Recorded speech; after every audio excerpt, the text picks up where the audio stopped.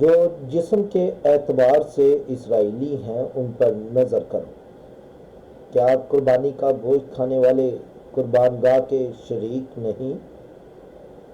پس میں کیا یہ کہتا ہوں کہ بتوں کی قربانی کچھ چیز ہے یا بت کچھ چیز ہے؟ نہیں، بلکہ یہ کہتا ہوں کہ جو قربانی غیر قومیں کرتی ہیں شیاطین کے لیے قربانی کرتی ہیں، نہ کہ خدا کے لیے، اور میں نہیں چاہتا کہ تم شیاطین کے شریک ہو۔ خدا کے پاک کلام پر اس کی بلیسنگ ہو۔ میرے عزیزو، آج جس ٹاپک پر میں بات کرنے کو ہوں، میری نظر میں یہ ٹاپک ایک بے معنی سا ٹاپک ہے، لیکن میں چاہتا ہوں کہ ہم روح میں چلیں، ہم ایمان میں چلیں، ہم کمزور ایمان نہ ہوں، کیونکہ جو یہ سمجھتا ہے کہ مسیح میرے لیے ہوا، اس کے لیے کوئی بھی قربانی جو ہے وہ معنی نہیں رکھتی، اور نہ ہی ہمیں یہ ایمان رکھنا چاہیے کہ کوئی قربانی میرے یسوع کے برابر ہے یا میرے یسوع کے مقابلے کی کوئی قربانی ہے۔ تو جب یسوع مسیح نے قربانی دے دی تو اس کے علاوہ کوئی بھی قربانی اگر کوئی کرتا ہے تو ہمارا ایمان یہ ہونا چاہیے کہ یہ قربانی نہیں ہے۔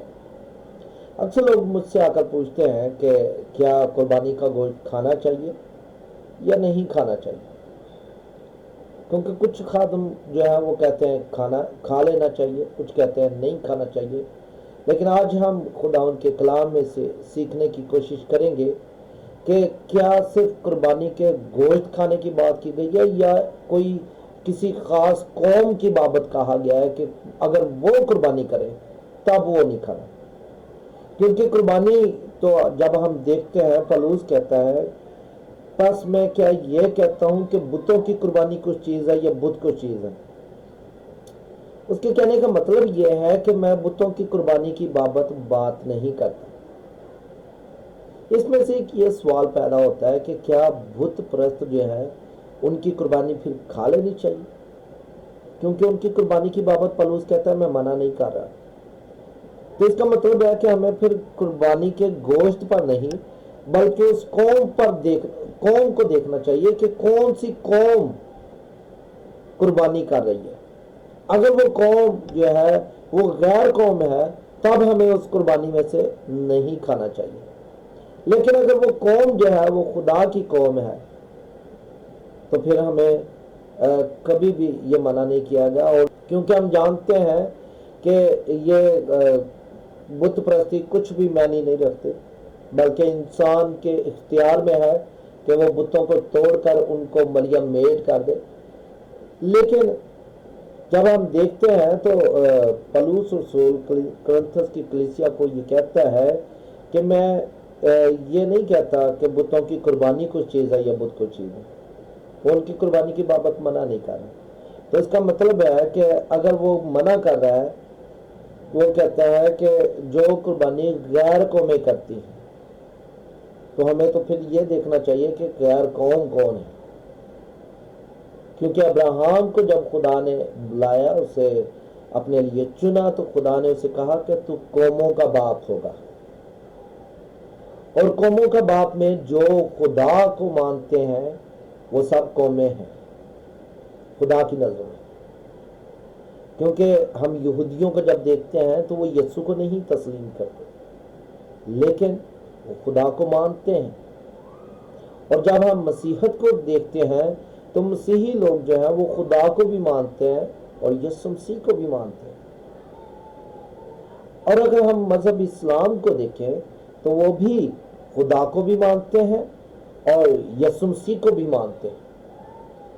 لیکن چونکہ سبھی خدا کو مانتے ہیں، اس لیے یہودی بھی خدا کی قوم ہے، مسیحی بھی خدا کی قوم ہے، اور مذہب اسلام بھی خدا کی قوم ہے۔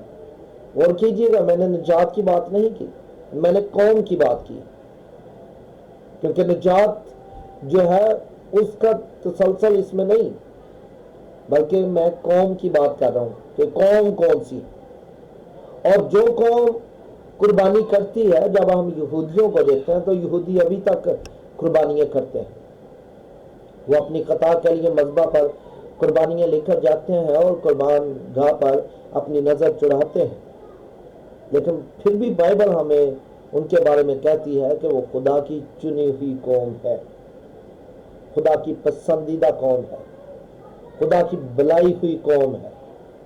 اور آج تک کبھی کسی نے یہ نہیں کہا کہ یہودی جو ہیں وہ غیر قوم ہے۔ اس کا مطلب ہے کہ ہمیں پھر خدا کے اس بھید کو سمجھنے کی ضرورت ہے کہ پہلے ہم یہ جانیں، اس سے پیشتر کہ ہم قربانی کے گوشت کا نام سنتے ہی ہمارے ذہن میں فوری طور پر یہ بات آ جاتی ہے نہیں کھانا چاہیے، لیکن بائبل کس قوم کی قربانی کی بابت منع کر رہی ہے؟ پہلے اس قوم کو دیکھیں، پہلے اس کو دیکھیں کہ کیا وہ قوم غیر قوم ہے۔ اگر اس کو جاننا ہے کہ خدا کی نظر میں کیا کس طرح بات کی جاتی ہے، تو ہم دیکھتے ہیں کہ پولس رسول جب کہتا ہے پس میں کیا یہ کہتا ہوں کہ بتوں کی قربانی کچھ چیز ہے یا بت کچھ چیز ہے، تو اس کا مطلب ہے کہ وہ ان کو غیر قوموں میں شامل نہیں کر رہا،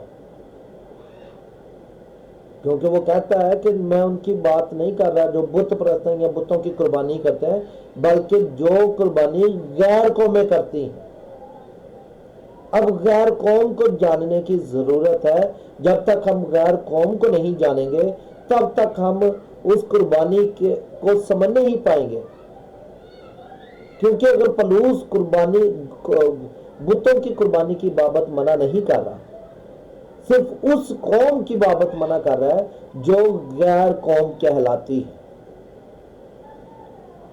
ایز اے مسیحی میری نظر میں تو سبھی قومیں جو ہیں وہ غیر قومیں ہیں، کیونکہ میں مسیحی ہونے کے ناطے سے جب میں بت پرستوں کو دیکھتا ہوں تو میری نظر میں وہ بھی غیر قوم ہے، اور جب میں جب میں یہ دیکھتا ہوں کہ ایز اے مسیحی ہونے کے ناطے مذہب اسلام کو جب ہم دیکھتے ہیں تو اس نظریے سے ہم یہ بھی سمجھتے ہیں کہ وہ غیر قوم ہے، لیکن ہم نے اپنی عقل سے نہیں چلنا، ہمیں یہ دیکھنا ہے کہ خدا کی تھنکنگ کیا ہے، خدا کی نظر میں قوم اور غیر قوم کیا ہے۔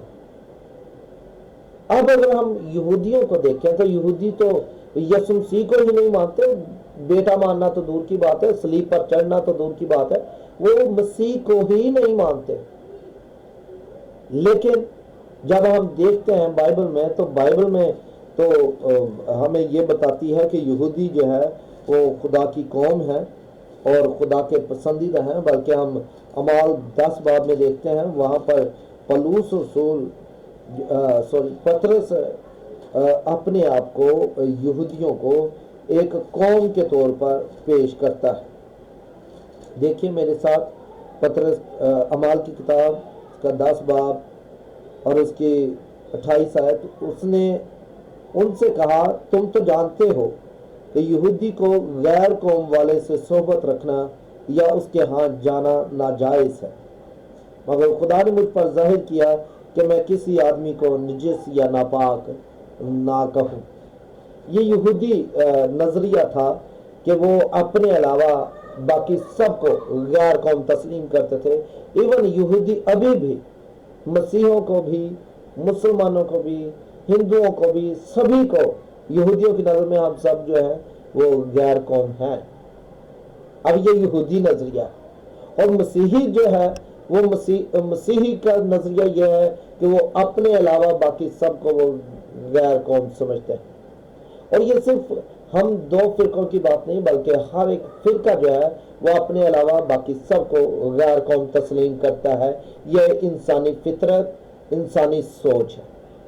لیکن ہم جب خدا کو دیکھتے ہیں تو خدا کی نظر میں جو ہے وہ ایک مخصوص غیر قوم ہے، وہ سبھی کو غیر قوم نہیں کہتا، کیونکہ بائبل ہمیں بتاتی ہے جو کوئی اس سے ڈرتا اور کانپتا ہے وہ خدا کے نزدیک ہے، وہ خدا کی قوم ہے۔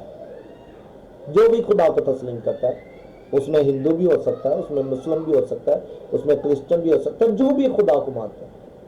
اور اب اگر ہم دیکھیں تو اس وقت 3 بڑی قومیں جو ہیں وہ جو خدا پر ایمان رکھتی ہیں، اس پر توکل کرتی ہیں، اس پر بھروسہ کرتی ہیں۔ नंबर 1 यहूदी, नंबर 2 मसीही और नंबर 3 मजहब इस्लाम। ये तीनों कौमें जो हैं ये खुदा को बड़े अच्छे तरीके से अपना वाहिद जो है कबूल करती हैं कि खुदा एक है, और उस वाहिद खुदा को जो आसमान पर बैठा है उसी को तस्लीम करते हैं।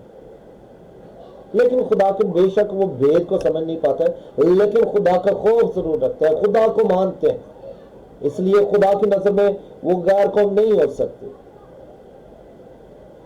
खुदा की नजर में गैर कौम क्या है?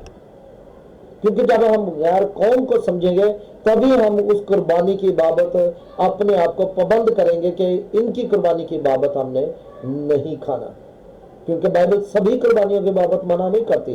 क्योंकि पौलुस स्टार्ट में कहता है, क्या मैं बुतों की कुर्बानी की बाबत कुछ कहता हूं या बुतों के बारे में कुछ कहता हूं? वो कहता है नहीं, वो कहता मैं इनके बारे में बात नहीं करता।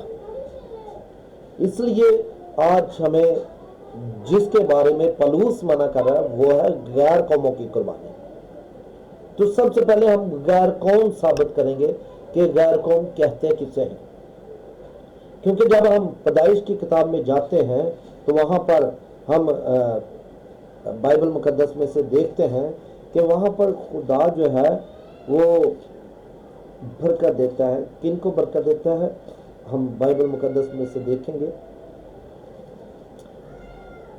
तब अब्राहम सरनुगो हुआ और हंस कर दिल में कहने लगा, क्या 100 वर्ष के बूढ़े से कोई बच्चा होगा, और क्या सारा के जो 90 वर्ष की है औलाद होगी। और अब्राहम ने खुदा से कहा कि काश इस्माइल ही तेरे हजूर में जीता रहे।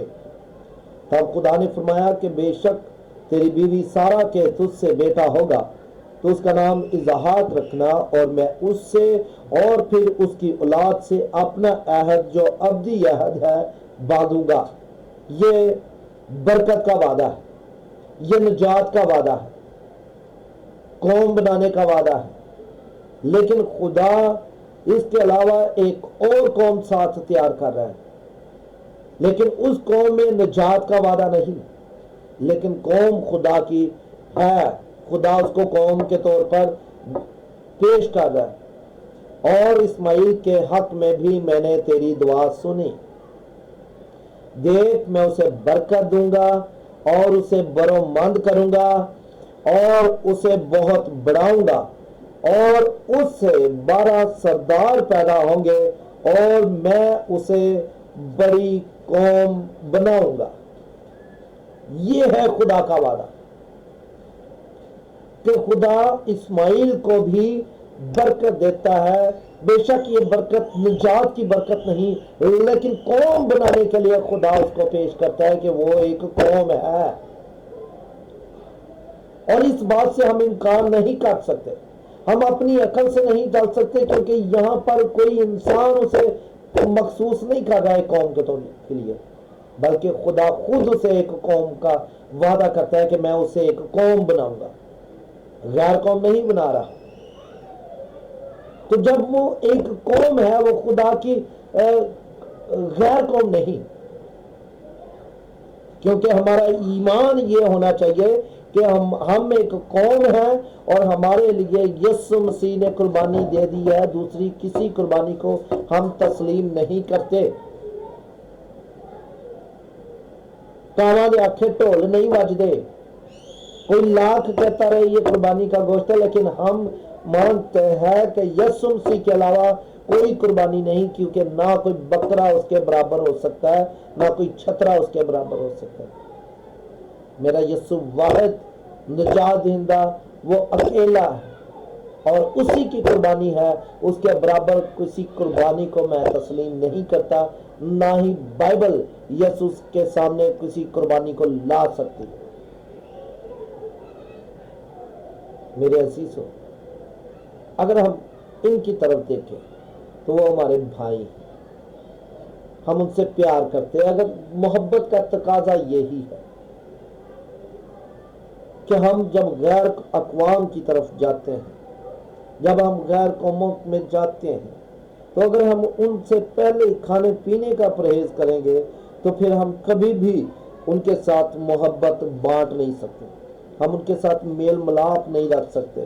تو میرے عزیزو، ہمیں خداوند نے چنا ہے۔ ہم اعمال 10 باب میں جاتے ہیں واپس، اور وہاں پر ہم دیکھیں گے کہ خدا کیا چاہتا ہے۔ دوسرے دن جب وہ راہ میں تھے اور شہر کے نزدیک پہنچے تو پترس دوپہر کے قریب کوٹھے پر دعا کرنے کو چڑھا، اور اسے بھوک لگی اور کچھ کھانا چاہتا تھا، لیکن جب لوگ تیار کر رہے تھے تو اس پر بے خودی چھا گئی، اور اس نے دیکھا کہ آسمان کھل گیا اور ایک چیز بڑی چادر کی مانند چاروں کونوں سے لٹکتی ہوئی زمین کی طرف اتر رہی ہے، جس میں زمین کے سب قسم کے چوپائے اور کیڑے مکوڑے اور ہوا کے پرندے ہیں۔ اور اسے ایک آواز آئی کہ آئے پترس، اٹھ، ذبح کر اور کھا۔ مگر پترس نے کہا، آئے خداوند، ہرگز نہیں، کیونکہ میں نے کبھی کوئی حرام یا ناپاک چیز نہیں کھائی۔ پھر دوسری بار اسے آواز آئی کہ جن کو خدا نے پاک ٹھہرایا ہے تو انہیں حرام نہ کہہ۔ اور 3 بار ایسا ہی ہوا، اور فی الفور وہ چیز آسمان پر اٹھا لی گئی۔ یہ ہے خدا کا منصوبہ، کہ خدا جب ہمیں غیر قوموں کی طرف بھیجتا ہے تو پھر ہمیں ان سے فرق رکھنے کی ضرورت نہیں، پھر ہمیں ان سے محبت بڑھانے کی ضرورت ہے، پھر ان کے کھانوں سے نفرت کرنے کی ضرورت نہیں، کیونکہ جب ہم کھانے سے نفرت کریں گے تو پھر ہم ان کے ساتھ بیٹھ کر خدا کے کلام کو شیئر نہیں کر سکتے، ہم خدا کی محبت کو ان کے درمیان بانٹ نہیں سکتے۔ ہم کیسے یہ مان سکتے ہیں کہ ایک گوشت کا ٹکڑا جو ہے ہمیں یسوع سے دور کر سکتا ہے؟ بائبل ہمیں یہ سکھاتی ہے کہ ایمان لانے والوں کے درمیان یہ معجزات ہوں گے، وہ بیماروں پر ہاتھ رکھیں گے، اچھے ہو جائیں گے، وہ زہریلی چیز بھی پئیں گے تو انہیں کچھ ضرر نہ پہنچے گا۔ تو پھر کیسے ہمیں، جب زہر اثر نہیں کر سکتا تو گوشت کا ٹکڑا ہمیں کیسے اثر کر سکتا ہے؟ میرے عزیزو، پترس نے زبان کھول کر کہا، اب مجھے پورا یقین ہو گیا کہ خدا کسی کا طرفدار نہیں، بلکہ ہر قوم میں جو اس سے ڈرتا اور راست بازی کرتا ہے وہ اس کو پسند آتا ہے۔ جو کلام اس نے بنی اسرائیل کے پاس بھیجا، جبکہ یسوع مسیح کی معرفت جو سب کا خداوند ہے، صلح کی خوشخبری دی، اس بات کو تم جانتے ہو جو یوحنا کے بپتسمہ کے منادی کے بعد گلیل سے شروع ہو کر تمام یہودیہ میں مشہور ہو گئی، کہ خدا نے یسوع ناصری کو روح القدس اور قدرت سے کس طرح مسح کیا۔ وہ بھلائی کرتا اور ان سب کو جو ابلیس کے ہاتھ سے ظلم اٹھاتے تھے شفا دیتا پھرا، کیونکہ خدا اس کے ساتھ تھا۔ میرے عزیزو، آج بھی خدا ہمیں غیر قوموں کی طرف منع نہیں کرتا،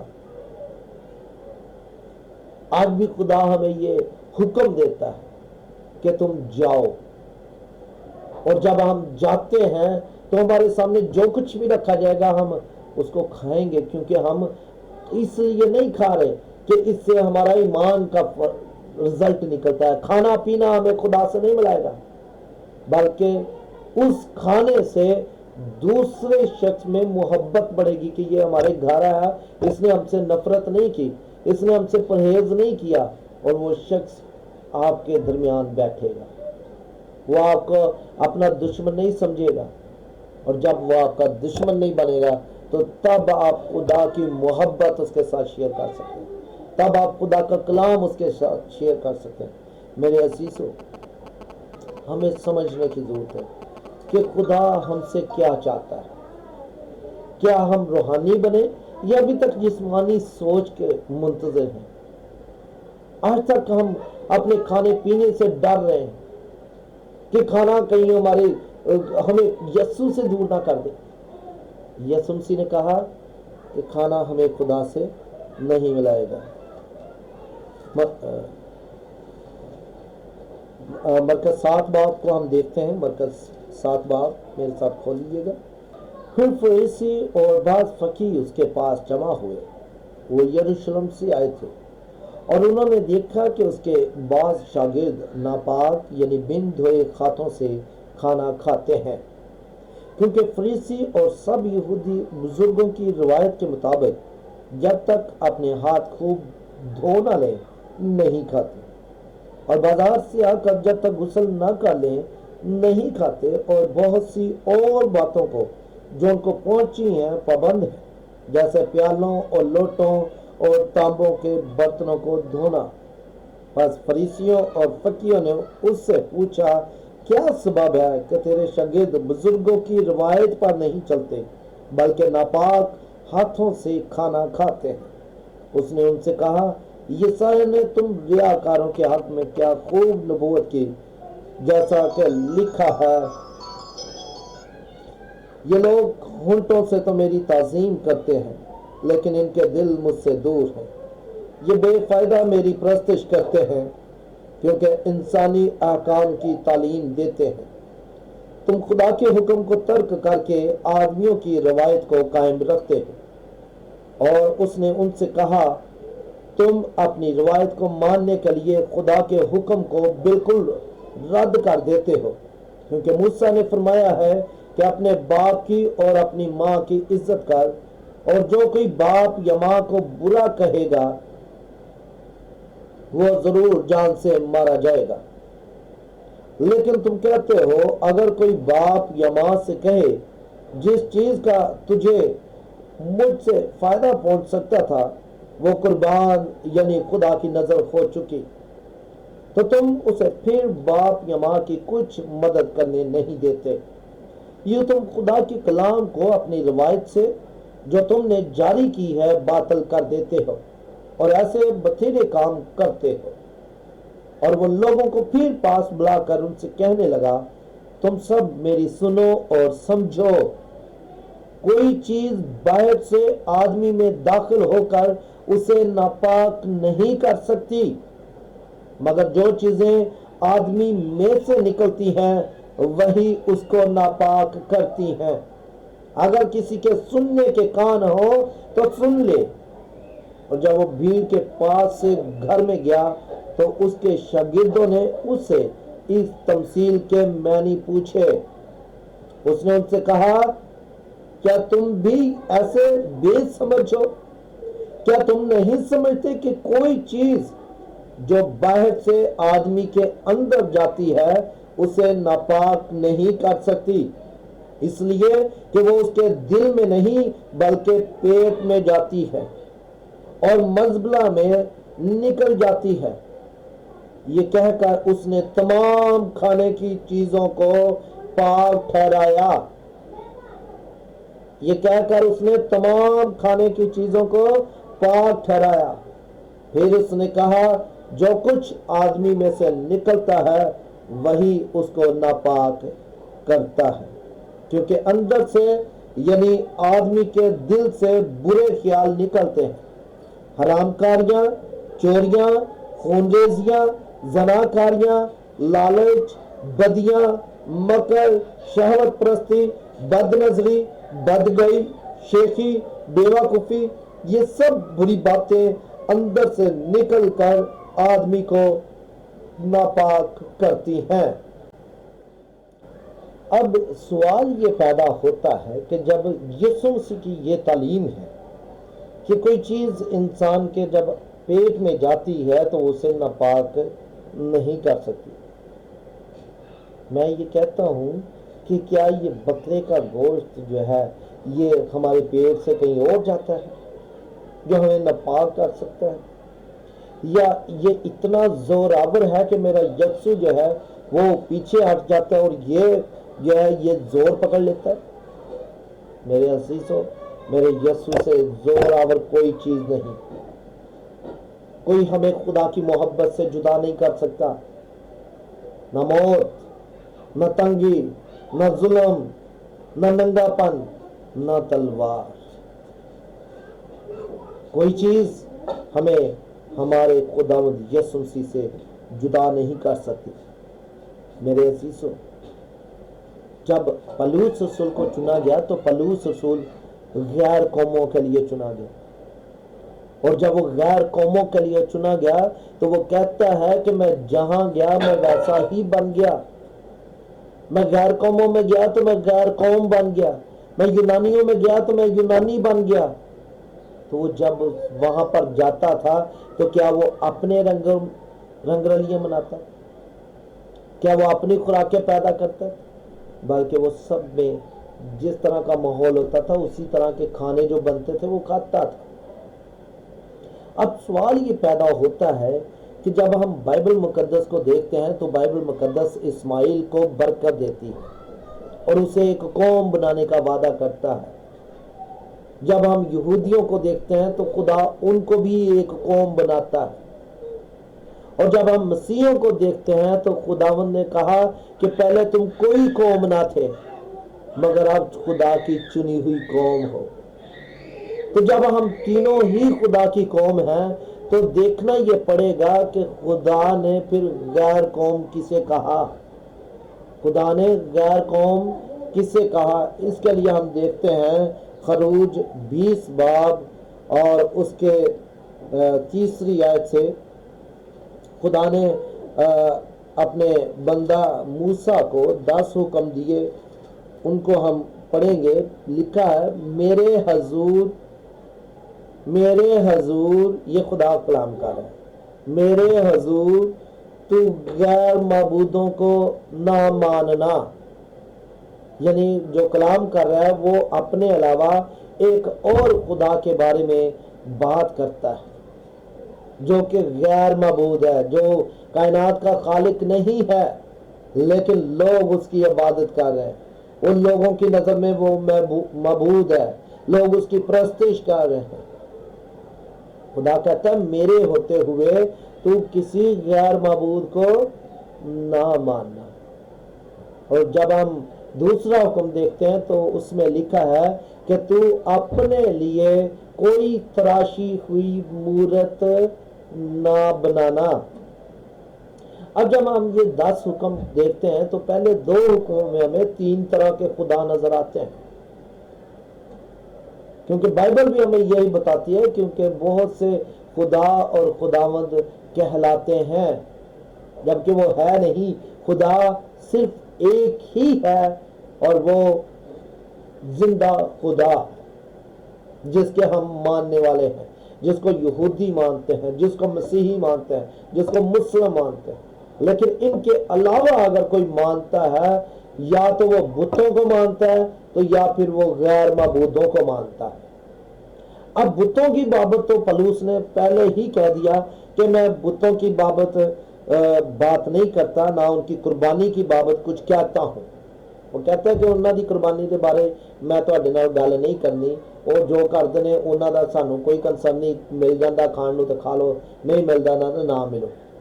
لیکن جس معبود کی بات خدا اپنے پہلے حکم میں اپنے برابر رکھ رہا ہے وہ ہے غیر معبود۔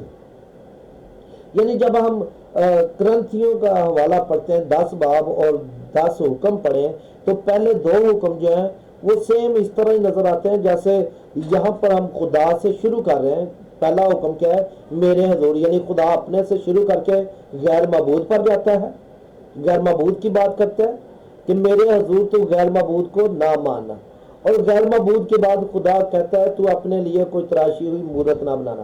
یعنی کیٹیگری بن گئی کہ خدا اپنے بعد غیر معبود کو کہتا ہے اور غیر معبود کے بعد بت پرستوں کو کہتا ہے۔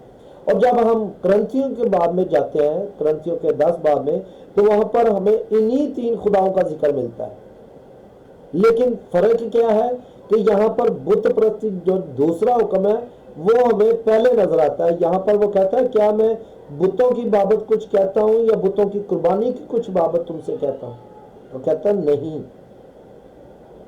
میں غیر معبودوں کی بابت تم سے کہتا ہوں کہ جو غیر معبودوں کی قربانی کرتے ہیں وہ قربانی تم نے نہیں کھانی۔ یعنی جو قربانی غیر معبودوں کی جاتی ہے، جو خدا کے لیے کی جاتی ہے، وہ غیر قوم نہیں۔ ابراہم غیر قوم نہیں تھا، ابراہم خدا کا برگزیدہ بندہ تھا۔ अब्राहम खुदा का प्यारा बंदा था और उसकी कुर्बानी की गई को खुदा ने पसंद किया था।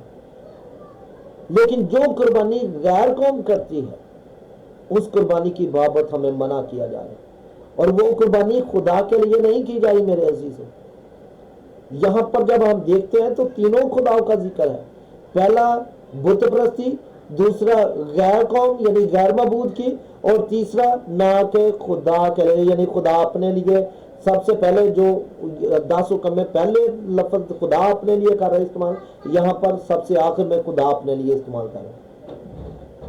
यानी स्टार्ट खुदा से शुरू हो रहा है और बुत परस्ती पर खत्म हो रहा है। यहाँ पर बुत परस्ती से शुरू होकर खुदा पर खत्म हो रहा है कि ना जो कुर्बानी गैर कौमें करती हैं शयातीन के लिए कुर्बानी करती है, ना कि खुदा के लिए। अब यहाँ पर गैर कौम जो है वो खुदा की नजर में कौन है, जिनकी बाबत खुदा मना करता है कि तुम जो कुर्बानी गैर कौमें करती हैं। यह नहीं कि सारी कुर्बानियों को कंडम कर रहा है, ये नहीं कि सारी कुर्बानियों को खत्म कर रहा है। वाज़ेह तौर पर वो कह रहा है कि मैं बुतों की कुर्बानी की बाबत बात नहीं करता। इसका मतलब है कि जब बुत की कुर्बानी हमें कुछ नहीं जरूरत पहुंचाती तो बाकी कुर्बानियां क्या जरूरत पहुंचाएंगी। लेकिन देखना यह है कि कुर्बानी कौन कर रहा है। क्या वो गैर कौम है जिसकी बाबत तुम मना कर रहे हो कि उनके खाने में शामिल नहीं होना? जब ये आयात लिखी गई उस वक्त मजहब इस्लाम नहीं था। उस वक्त जिनके लिए ये लिखा गया वो गैर कौम थी, क्योंकि वो बुतों के मानने वाले नहीं, वो गैर मबूदों के मानने वाले थे। और गैर मबूदों की कुर्बानी की बाबत पलूस ने कहा कि जो गैर मबूदों को मानते हैं अगर वो कुर्बानी करेंगी वो हम कुर्बानी नहीं खाएंगे। मेरे अजीजों, आज गैर मबूद को देखें कि गैर मबूद कौन है। हम देखते हैं दुनिया में 3 तरह के खुदाओं को माना जाता है। पहला वो जो जिंदा खुदा है, जो हमें हिकमत देता है, दानाई देता है, जिसने हमें कलाम उतारा और हमें समझ दी कि मेरे होते हुए तुमने गैर मबूद को नहीं मानना। अब ये जो गैर मबूद है, जो कोई उनको मानता है वो गैर कौम है। मेरे अजीजों गौर कीजिए, मैं खुदा के लिए जो कुछ कर रहे हैं उनको गैर कौम नहीं कह रहा, बल्कि जो गैर मबूदों के लिए कर रहे हैं। अब गैर मबूद कौन है? गैर मबूद कहते हैं जिसको इंसान ने अपने हाथ से नहीं बनाया और ना ही वो खुदा है। गौर करें, जिसको इंसान का हाथ भी नहीं लगा लेकिन खुदा भी नहीं है। इन दोनों का जो दरमियानी है वो है गैर मबूद। अब आप सोच में होंगे कि ये कौन से मबूद हो गए? ये वो हैं जिन पर इंसान का इख्तियार नहीं चलता, इंसान का बस नहीं चलता, लेकिन दुनिया उनको अपने खुदा के तौर पर पेश करती है, उनको अपना खुदा मानती है, उनकी इबादत और परस्तिश करती है। इसलिए पलूस कहता है कि बुतों की बाबत में बात नहीं करता, क्योंकि वो जानता है कि बुत तो हमारे इख्तियार में, हम जब चाहे उनको तोड़ सकते हैं, हम उनका कला कमा काट सकते हैं, हम लोगों को अवेयर कर सकते हैं कि देखो जी यह बुत मेरे आगे की कर सक रहे हैं। हम उसको उसके सामने तोड़कर उसको बता सकते हैं कि तुम्हारा खुदा कुछ नहीं कर सका। लेकिन जो गैर मबूदों की इबादत करते हैं उन पर इंसान का बस बहुत मुश्किल से चलता है। मिसाल के तौर पर सूरज के मानने वाले लोग हैं।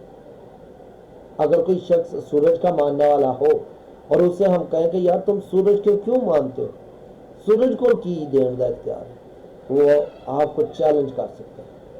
वो आपको कह सकता है कि सूरज लो, सूरज को ख़त्म करके बताओ, सूरज को हटा के बताओ, सुबह सूरज ना निकले, सूरज की रोशनी नहीं पड़नी चाहिए ज़मीन पर।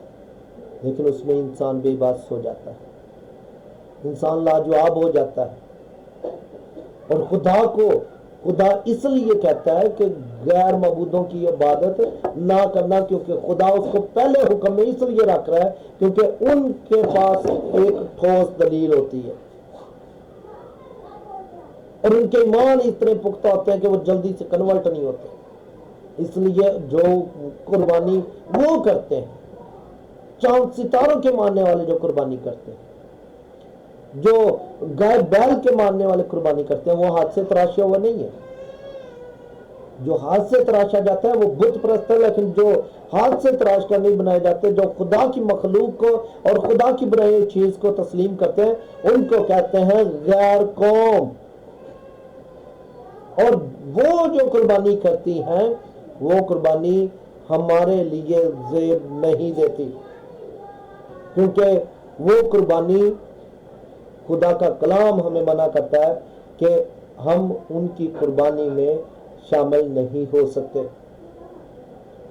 لیکن جو ہمارے بھائی مسلم بھائی جو ہیں، جو قربانی کر رہے ہیں، یہ ابراہیم کی یاد میں کی جاتی ہے، سنت ابراہیمی، یعنی ابراہیم کی یاد میں کی جاتی ہے۔ یہ سوختنی قربانی کا مثیل نہیں، کیونکہ اس میں بہت ساری چیزیں ایسی ہیں جو ہم تسلیم ہی نہیں کر سکتے، تو اس لیے یہ میرے یسوع کے مقابلے کی قربانی نہیں ہو سکتی۔ تو جب یسوع کے مقابلے کی قربانی نہیں ہو سکتی تو پھر ہم اس کو قربانی نہیں کہہ سکتے۔ ہم اس کو اپنی نظر میں ہمارے لیے وہ صرف گوشت کا ٹکڑا ہے، اس کے علاوہ وہ کچھ نہیں۔ اور یسوع مسیح نے تو صاف کہہ دیا تھا کہ اگر انسان کوئی چیز کھاتا ہے تو وہ اسے کبھی ناپاک نہیں کر سکتی۔ اور ایمان یہاں تک مضبوط ہونا چاہیے کہ ہم زہر بھی پی لیں گے تو ہمیں کوئی ضرر نہ پہنچے گا، اور ہم چونکہ روحانی ہیں اس لیے روحانی خواہشوں میں لگے رہے ہیں، نہ کہ جسمانی باتوں پہ۔ اور جب ہم بائبل مقدس میں سے پہلا تیموتھیوس اس کا 4 باب دیکھتے ہیں تو وہاں پر ہمیں نظر آتا ہے کہ خدا کس طرح کے خادم چاہتا ہے۔ یہاں پر لکھا ہے، لیکن روح صاف فرماتا ہے کہ آئندہ زمانوں میں بعض لوگ گمراہ کرنے والی روحوں اور شیاطین کی تعلیم کی طرف متوجہ ہو کر ایمان سے برگشتہ ہو جائیں گے۔ یہ ان جھوٹے آدمیوں کی ریاکاری کے باعث ہوگا جن کا دل گرم لوہے سے داغا گیا ہے۔ یہ لوگ بیاہ کرنے سے منع کریں گے اور ان کھانوں سے پرہیز کرنے کا حکم دیں گے جنہیں خدا نے اس لیے پیدا کیا ہے کہ ایماندار حق اور حق کے پہچاننے والے انہیں شکر گزاری کے ساتھ کھائیں، کیونکہ خدا کی پیدا کی ہوئی ہر چیز اچھی ہے اور کوئی چیز انکار کے لائق نہیں، بشرطے کہ شکر گزاری کے ساتھ کھائی جائے، اس لیے کہ خدا کے کلام اور دعا سے پاک ہو جاتی ہے۔ میرے عزیزو، جب ہم نے دیکھا کہ یہ خیر زمانہ میں ایسے خادم آئیں گے جو ہمیں کھانوں سے منع کریں گے کہ یہ نہ کھانا، وہ نہ کھانا، اسے نہ چھونا، اسے ہاتھ نہ لگانا، لیکن میرے عزیزو، خداوند کو یہ خدمت پسند نہیں۔ خدا کو کیسی خدمت پسند ہے؟ سنیے، کیونکہ خدا کی بادشاہی کھانے پینے پر نہیں بلکہ راست بازی اور میل ملاپ اور اس خوشی پر موقوف ہے جو روح القدس کی طرف سے ہوتی ہے، اور جو کوئی اس طور سے مسیح کی خدمت کرتا ہے وہ خدا کا پسندیدہ اور آدمیوں کا مقبول ہے۔ میرے عزیزوں، خدا کو یہ نہیں پسند کہ آپ کھانے سے روکیں، کیونکہ کھانا ہمیں خدا سے نہیں ملائے گا۔ کھانے پینے پر خدا کی بادشاہی نہیں، کھانے پینے سے ہمارے ایمان میں کمی بیشی نہیں ہو سکتی، کیونکہ ہم روحانی ہیں اور ہم روحانی خوراک کے منتظر رہتے ہیں۔ جسمانی خواہش صرف جسم کے لیے ہے، وہ عارضی ہے، وہ فنا ہونے والی خوراک ہے، اسے ابدیت نہیں ہے کہ ہمیں ہمیشہ کی زندگی سے روک سکے۔ میرے عزیزو، جس کا ایمان کمزور ہوتا ہے اس کے بارے میں لکھا ہے، کمزور ایمان والے کو اپنے میں شامل تو کر لو مگر شک و شبہ کی تکراروں کے لیے نہیں۔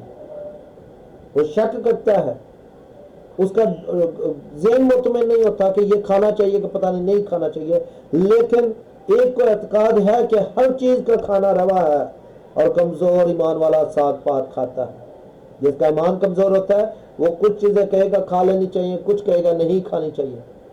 میرے عزیزو، ہمیں اپنے خداوند پر مکمل بھروسہ ہونا چاہیے کہ میرے کچھ بھی کھانے سے مجھے کچھ ضرر نہیں پہنچ سکتا۔ کھانے والا اس کو جو نہیں کھاتا حقیر نہ جانے، اور جو نہیں کھاتا وہ کھانے والے پر الزام نہ لگائے، کیونکہ خدا نے اسے قبول کر دیا ہے۔ میرے عزیزوں، بڑی اچھی بات کہی گئی ہے کہ کھانے پینے والا یا جو نہیں کھاتا یا جو کھاتا ہے، ان دونوں کا ایمان سے کوئی تعلق نہیں ہے، کیونکہ بائبل ہمیں بتاتی ہے کہ اس کا قائم رہنا یا گر پڑنا اس کے مالک ہی سے متعلق ہے، بلکہ وہ قائم ہی کر دیا جائے گا۔ جو نہیں کھاتا وہ بھی قائم رہے گا، اور جو کھاتا ہے وہ بھی قائم رہے گا، کیونکہ خدا نے اس کے بارے میں پوچھنا ہی نہیں۔ خدا کو کھانے پینے سے کیا ہے تمہارے؟ خدا کو تمہارے کھانے پینے سے کوئی غرض نہیں ہے، اس لیے خدا دونوں کو قائم کرے گا۔ یہ مت سوچیں کہ میں کھا رہا ہوں تو مجھے پتہ نہیں خدا باہر نہ نکال دے، بھئی آپ کو بھی خدا قائم کرے گا۔ اور جو نہیں کھاتا وہ اس بات سے نہ گھبرائے کہ پتہ نہیں میرا ایمان کیا ہے، وہ بھی قائم ہی رہے گا، کیونکہ کھانے پینے سے خدا کو کسی قسم کا کوئی تعلق نہیں۔ نہ خدا چاہتا ہے کہ ہم کھانے پینے کے چکروں میں پڑ کر خدا کے کام کو بگاڑیں، کیونکہ خدا کا کام جو ہے وہ میل ملاپ اور محبت ہے، ہم اس میں خلل نہ ڈالیں۔ بس آئندہ کو ہم ایک دوسرے پر الزام نہ لگائیں، بلکہ تم یہی ٹھان لو کہ کوئی اپنے بھائی کے سامنے وہ چیز نہ رکھے جو اس کے ٹھوکر کھانے یا گرنے کا باعث ہو۔ میرے عزیزوں، خدا کو کھانے پینے سے کوئی غرض نہیں۔ ہاں، بھائی ہمارا کمزور ہو سکتا ہے، اس کا ایمان کمزور ہو سکتا ہے، اس کے لیے بائبل ہمیں بتاتی ہے کہ اس کے سامنے نہ کھاؤ، لیکن آہستہ آہستہ ان کو تعلیم بھی دیتے رہو کہ روحانیت کیا ہے۔ کھانے پینے سے کوئی غرض نہیں، لیکن ان کو سکھانا ہے، ہم نے ان کو ناراض نہیں کر دینا، ان کو سکھانا ہے۔ پولس رسول اپنے ایمان کی بابت کیوں کہتا ہے؟ مجھے معلوم ہے، بلکہ خداوند یسوع میں مجھے یقین ہے کہ کوئی چیز بے ذات حرام نہیں۔ وہ اپنے ایمان کی دلیری کرتا ہے، وہ کہتا ہے مجھے معلوم بھی ہے بلکہ مجھے یقین بھی ہے خداوند پر کہ کوئی چیز بے ذات حرام نہیں، لیکن جو اس کو حرام سمجھتا ہے اس کے لیے حرام ہے۔ اگر تیرے بھائی کو تیرے کھانے سے رنج پہنچتا ہے تو پھر تم محبت کے قاعدے پر نہیں چلتا۔ خدا کو رنج نہیں پہنچ رہا، غور کیجئے، خدا کو کھانے سے کوئی مسئلہ نہیں، خدا کو رنج نہیں پہنچ رہا۔ ہاں، تیرے بھائی کو اگر کھانے سے رنج پہنچتا ہے تو پھر تم محبت کے قاعدے پر نہیں چلتا۔ جس شخص کے واسطے مسیح ہوا اس کو تو اپنے کھانے سے ہلاک نہ کر، کیونکہ مسیح تو اس لیے ہوا تھا کہ ہم بھائی باہم مل کر رہیں، ہم بھائیوں کے درمیان نفرت نہ ہو، اور اسی کھانے کی وجہ سے ہم آپس میں لڑ رہے ہیں۔ تو بہتر یہ ہے کہ اگر بھائی کو ٹھوکر لگ رہی ہے تو پھر ہم اس کے سامنے نہ کھائیں، بس تمہاری نیکی کی بدنامی نہ ہو۔ خدا کہتا ہے بے شک تم نیک ہو، تم کھاتے ہو، کوئی ٹھیک ہے، لیکن تمہارا بھائی تو نہیں نہ کھاتا، تو کیوں تم اپنے بھائی کے لیے اپنی نیکی جو ہے، اپنے نیک اعمال جو ہے اس کی بدنامی کرا رہے؟ کیونکہ خدا کی بادشاہی کھانے پینے پر نہیں، بلکہ ریاست بازی اور میل ملاپ اور اس خوشی پر موقوف ہے جو روح القدس کی طرف سے ہوتی ہے۔ یہ ہے خدا کی بادشاہی، کھانے پینے سے نہیں۔ خدا کی بادشاہی میں اگر جانا ہے تو کھانے پینے سے نہیں، ہم خدا پر ایمان سے جا سکتے ہیں۔ اور جو کوئی اس طور سے مسیح کی خدمت کرتا ہے وہ خدا کا پسندیدہ اور آدمیوں کا مقبول ہے۔ بس ہم ان باتوں کے طالب رہیں جن سے میل ملاپ اور باہمی ترقی ہو۔ کھانے کی خاطر خدا کے کام کو نہ بگاڑ۔ آج بہت سے بھائی جو انہی چکروں میں پڑے ہوئے ہیں، وہ کھانا چاہیے، نہیں کھانا چاہیے، کھانا چاہیے، نہیں کھانا چاہیے، دل کرتا ہے تو کھائے، نہیں کرتا نہ کھائے۔ فساد کیوں برپا کر رہے ہیں؟ خدا کے کام کو کیوں بگاڑ رہے ہیں؟ کھانا کھانا کھانا کھانے سے کوئی فرق نہیں پڑتا، خدا آپس میں لڑ کے مار رہے ہیں۔ خدا کے کام کو نہ بگاڑے۔ خدا محبت کا ہے اور وہ محبت چاہتا ہے ہمارے دل میں۔ ہر چیز پاک تو ہے مگر اس آدمی کے لیے بری ہے جس کو اس کے کھانے سے ٹھوکر لگتی ہے۔ ہر چیز پاک ضرور ہے، خدا یہ نہیں کہتا کہ میں نے یہ ناپاک کر دی۔ ہاں، اس آدمی کے لیے جس کو ٹھوکر لگ رہی ہے اس کے لیے مسئلہ بنتا ہے، یہی اچھا ہے کہ تو نہ گوشت کھائے نہ میں پیو نہ اور کچھ ایسا کرے جس کے سبب سے تیرا بھائی ٹھوکر کھائے. خدا کو غرض نہیں ہے ਭਰਾ ਵਾਸਤੇ ਤੁਸੀਂ ਨਹੀਂ ਭਰਾ ਨੂੰ ਅਗਰ ਠੋਕਰ ਲੱਗਣ ਦੀ ਜੇ ਭਰਾ ਨਾ ਪਸੰਦੀਦਾ ਕੰਮ ਜਾਣਨ ਦਿਆ है तो ਤੁਸੀਂ ਉਹਨੂੰ ठोकर ना दो, क्योंकि आपका तो मैं जानता हूँ आपका ईमान मजबूत है, लेकिन आपके भाई का ईमान तो कमज़ोर है. अपने भाई के ईमान को पहले बिल्ड करें, उसको सिखाएं, बातों बातों में सिखाएं. जो तेरा एतकाद है वो खुदा की नज़र में तेरे ही दिल में रहे.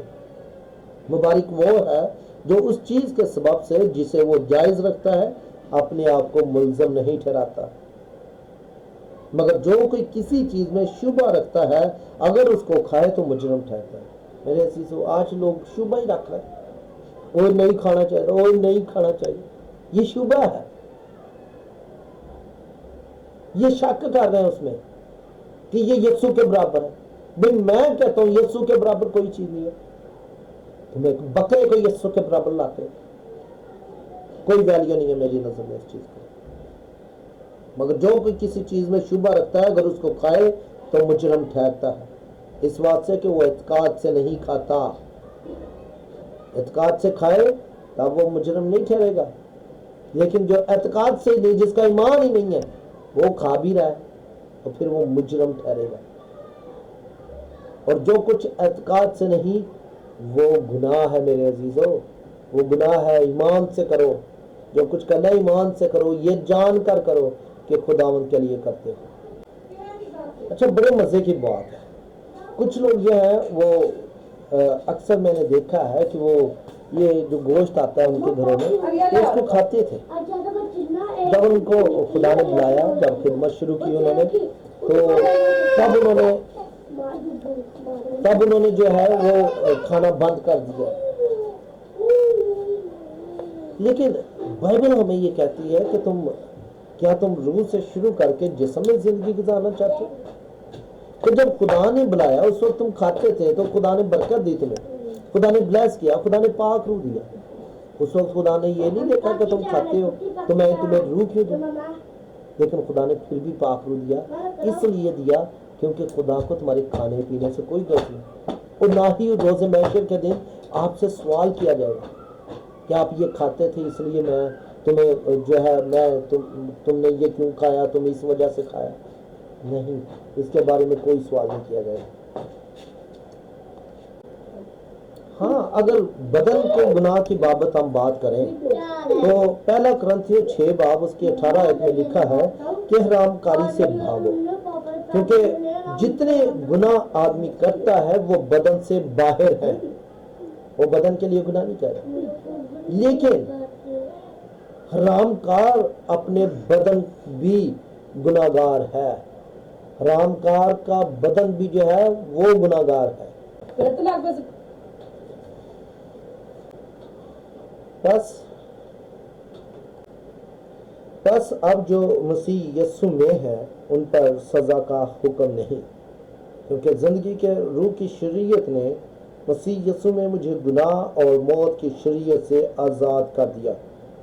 इसलिए कि जो काम शरीयत जिस्म के सबब से कमज़ोर होकर ना कर सकी वो खुदा ने किया, यानी उसने अपने बेटे को गुनाह आलूदा जिस्म की सूरत में और गुनाह की कुर्बानी के लिए भेजकर जिस्म में गुनाह की सज़ा का हुक्म दिया, ताकि शरीयत का तकाजा हमें पूरा हो जो जिस्म के मुताबिक नहीं बल्कि रूह के मुताबिक चलते हैं.